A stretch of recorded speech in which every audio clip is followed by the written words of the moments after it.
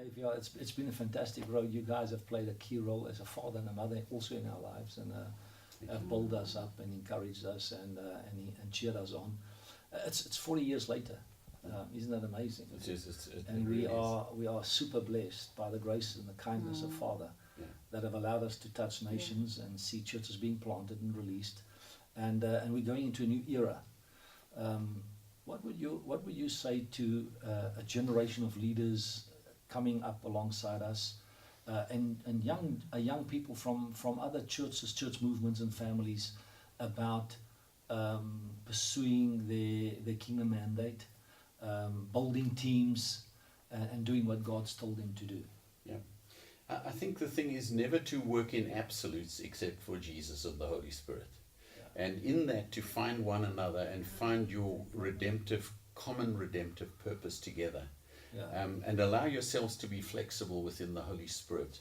Always remembering that Jesus is coming back for a bride. He's not coming back for an institution, a school, or whatever. He's coming back for a bride.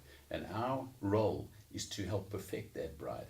And if you would love one another, find that sound of the Spirit in one another's hearts that God has brought you together and connect you with, then stand for that and defend it vehemently, but never settle where you are.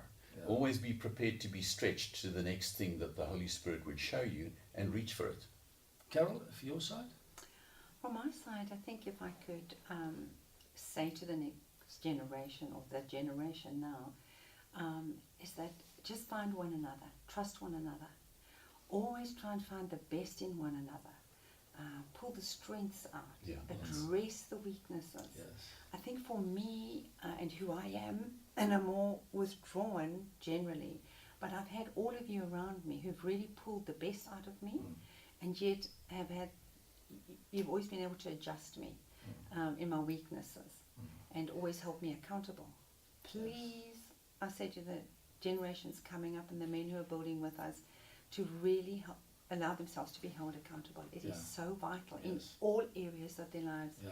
And if I could just say this, that I know for you, you've been an incredible example, you and Edna, in in holding yourself accountable.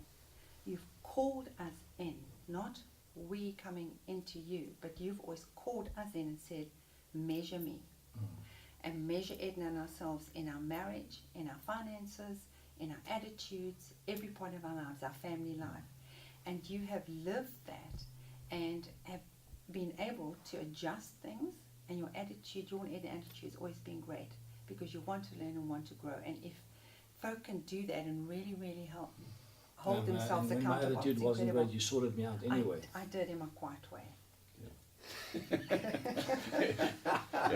Carol's gentle, but it's amazing how in her gentleness, I think sometimes she's in measuring things, she's sometimes the iron fist in the velvet glove. Dave and Carol, it was so great to talk to you. Thank you for your amazing role in the kingdom, for being faithful and loyal, not just to God, but to all of us.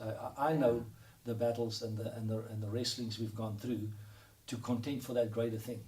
To stay true to the mandate, and at times it looked so different that was difficult to do and difficult to stay together, and yet somehow by the grace of God here we are, and it's some years later, and there's a great generation of men and women around us, and we want to tell them the story and encourage them, and so we're capturing this just to tell of the goodness of God and the grace of God, and that which we thought was impossible initially.